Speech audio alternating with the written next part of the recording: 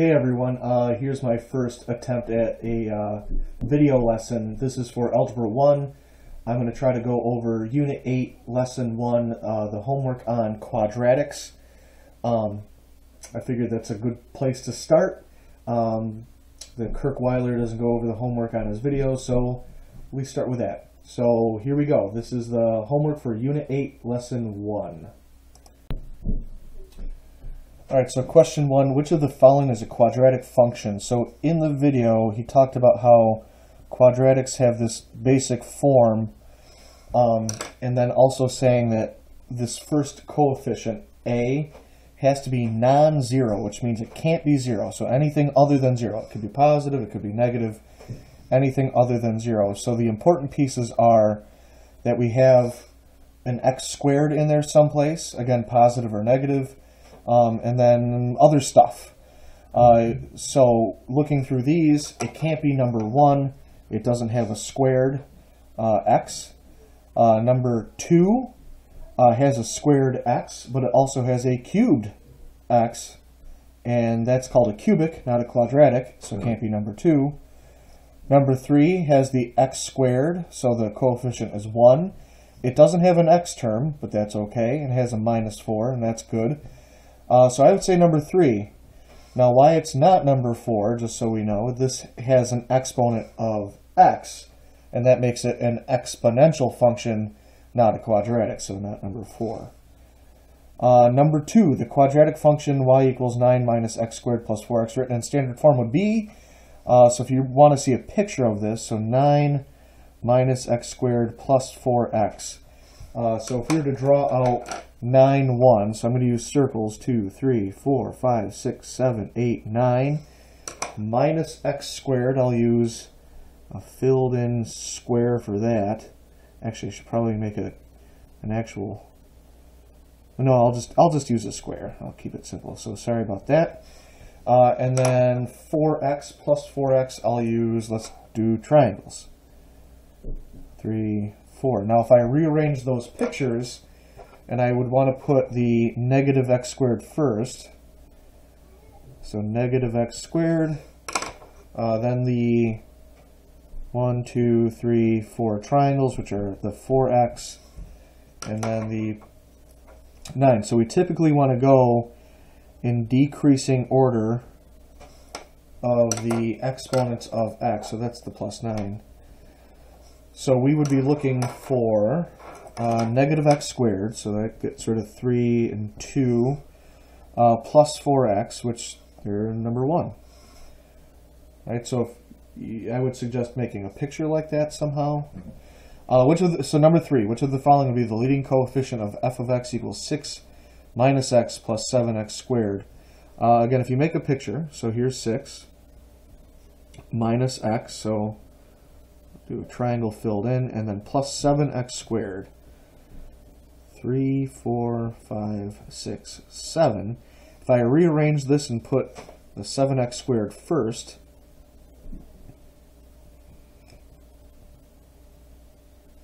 and then the minus x, and then the plus 6, the leading coefficient would be 7.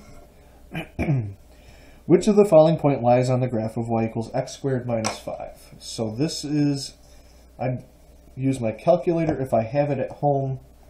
If you don't, I'll show you what you can do after that. So I already typed in x squared minus 5. I'm going to look at my table. All right, and my first choice is 3, negative 2. So 3, here it says it's 4, so it's not that one. Choice 2, negative 2, negative 1. There's negative 2. There's negative 1. So that's the one that fits. So choice 2. If you don't have your calculator at home, I'm sure there are plenty of websites you could use. But if you really want to do this by hand, remember that points are x comma y. So let's just take our answer here of negative 2 comma negative 1. All right, plug in negative 2 for x, negative 1 for y. So is negative 1, is that equal to negative 2 squared minus 5? Negative 1, is that equal to negative 2 times negative 2 is 4. 4 minus 5 is negative 1, so that works out. The others wouldn't have that happen. Number 5. a quadratic function is partially given in the table below, which of the following are the coordinates of its turning point? So quadratics in general are going to look something like this. They're called parabolas, so they're going to come down and then up, where there's a line of reflection, or a line of symmetry they sometimes call it, and right here would be the turning point. Sometimes they even open downwards like this. We're still with a symmetry, or line of symmetry, and a turning point at the top. This pink one would have a maximum, this blue one would have a minimum, and that would be the turning point. So here we just have to figure out, okay, as x goes from -2, -1, 0, 1, 2, 3, the y's go 10, 7, 6, 7, 10, 15. So it looks like from this point here, it kind of mirrors as it goes out. So that's the line of symmetry. So 0, 6 would be the turning point. Sometimes they call it the vertex. I don't know if they get into that. Number 6, given the quadratic function shown below, whose turning point is 2, -4. So 2, -4, there's the turning point. Which of the following gives the domain interval over which this function is decreasing? So we learned it maybe for a day. Domain goes in the x direction, range goes in the y direction. So what we're looking for is, let's see here, it's decreasing. So if we go left to right on this graph, imagine it starting way over here. It's going to down, down, down, down, down, down, down, down, down, down, down, down, down, until it gets to this point right here. Okay, once it gets to that point, it turns around, starts increasing.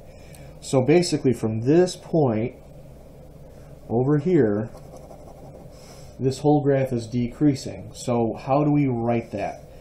Well, if we go from this point up, it hits the x-axis at 2, positive 2. Anywhere from 2 down, that graph is decreasing. So we have to find which one of these describes where the x is less than 2, and that's number 4. Okay, so from less than 2 this way, it decreases. All right, moving on to number 7. 7 has a whole bunch of stuff. So consider the function f of x equals x squared plus 2x minus 3.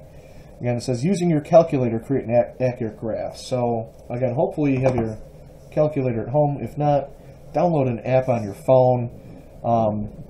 There's pretty good free ones out there. I don't know any off the top of my head, but they're out there. Or use a website. I know GeoGebra, GeoGebra, has a good graphing calculator function. You might have to learn how to use it. But in any case, we're going to look at our table. Try to find where it turns around. So it looks like it turns around right here at -1, -4. So you can make a table. Why don't we do that? I'm going to make a table right up here. X, Y. So let's do -4, 5, -3, 0, -2, -3, -1, -4, 0, -3, 1, 0, and 2, 5. So, all right, then we just plot these. So -4, 1, 2, 3, 4, 3, 4, 5, -3, 0, -2, -3, -1, -4, and then it goes back up. So I can do these kind of fast just because it mirrors. All right, so it's going to go from all the way up there, turn around, back up. All right, so that's what it should look like roughly. All right, state the coordinates of the turning point of f of x. Is this point a maximum or a minimum? So we that's the turning point right there. It says state the coordinates. So we need parentheses, comma, and it's -1, -4. And it asks us, is it a maximum or a minimum? It's at the bottom, so this is a minimum. A mini-mum.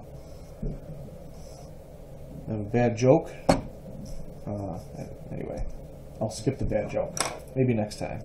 State the range of this quadratic function. Again, domain goes left and right, range goes up and down. So if this is the minimum, then the lowest that the y values can get is -4.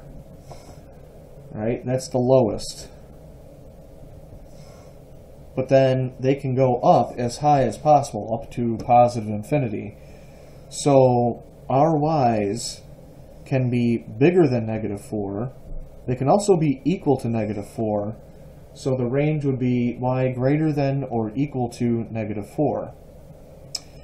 Letter E, over what interval is this function negative?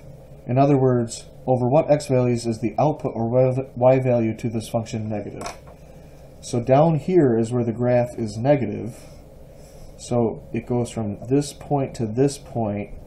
This was -1, 2, 3, so -3 to 1.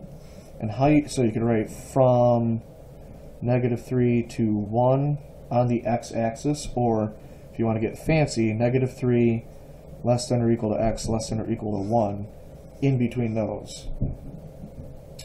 Alright, and then we've got over what interval is this function increasing? So basically from this turning point here, it's going to go up, up, up, up, up. So it's anything from this line of symmetry to the right, that's where it's increasing. So we're looking at the x value. So the x value here is -1.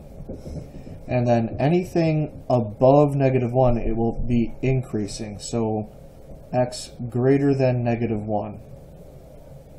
And we're not going to put equal to, because when it's equal to, it's at this turning point. It's neither increasing nor decreasing.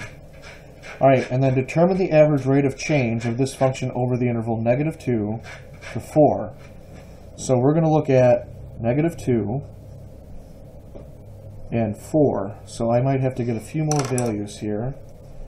So 3, I'm looking back at my calculator. 3 is at 12, and 4 is at 21. So I'm going to look at this one and this one. So remember, rate of change is the change in y over the change in x. So for this one, I'm going to do 21 minus -3. I just said 21 minus -3. Over, the x values are 4 and -2. Now be careful here because I'm subtracting a negative. So a lot of people might put 4 minus 2. We want to do 4 minus -2. That's different. Alright, so 21 minus -3, you could type it into your calculator. If you go back to 7th grade math, it's copy, switch, flip. So it's actually 21 plus 3, which is 24, over 4 minus -2. Again, type it into your calculator, or copy, switch, flip. Turns out to be 6, and 24 over 6 is 4 over 1, or just 4. So basically from -2 to 4, it has a rate of change of 4. So basically as x goes up by 1, y on average goes up by 4. Alright, moving to the last one. Hopefully you're getting something out of this. Alright, we got g of x partially shown in the table. Turning point of the function has coordinates 3, -8. So here's our turning point here. Alright, so you got to picture 3, -8. 3, -8, and then it looks like 2, -6. So my guess is it looks something like this as a rough sketch. Right? So think about how outputs repeat in a quadratic function and answer the following. So fill in the table. So if this is our turning point, basically from here it's like a mirror going out. So if this is -6, then the one to the right of it has to be -6. If 2 to the left is 0, then 2 to the right has to be 0. 3 to the right is 10, so 3 to the left has to be 10. And then 24. All right, letter B. What are the zeros of the function? So the zeros are where the graph crosses. So in my sketch it would be here and here. So they're the x values where the graph crosses the x-axis. So it's it's where the graph is 0. So here and here would be the zeros. So what are the x values where that happens? When x is 1 and when x is 5. So I know my graph, remember this was just a rough sketch, so 1 doesn't make sense in my sketch, but it would if you plotted it or did a little better job than I did. What is the function's y-intercept? So this is where does it cross the y-axis. So where that is when x equals 0. So when x equals 0, okay, so over here this is when y, or g of x equals 0. So this is when x equals 0. So when x equals 0, y is equal to 10. So again, it doesn't match up with my sketch. Remember, it was just a sketch. But this would cross at 10 on the y-axis. So, if this is the y-axis, if this is 0, it would be up here. So again, if I had done a little better sketch, it would make sense. For the domain interval -1 to 7, so what we're looking at is -1 to 7. So that basically the whole table. What is the range of the function? So again, range goes up and down. So range is this part here, right? So at -1, it's at 24. And at 7, it's also at 24. So the only y value that we have in that interval, oh, I'm sorry, now I get it. We're going from 24, so that's the highest. The lowest is -8. All right, so basically the highest 24, the lowest is -8. I got that from here. All right, so we're going to do y can be greater than -8 or equal to -8. It can also be less than or equal to 24. Or you could write between -8 and 24. All right, so there's the homework. I hope you got something out of it. Hopefully everyone's doing all right. Email me if you need anything else. We'll be in touch. Take care.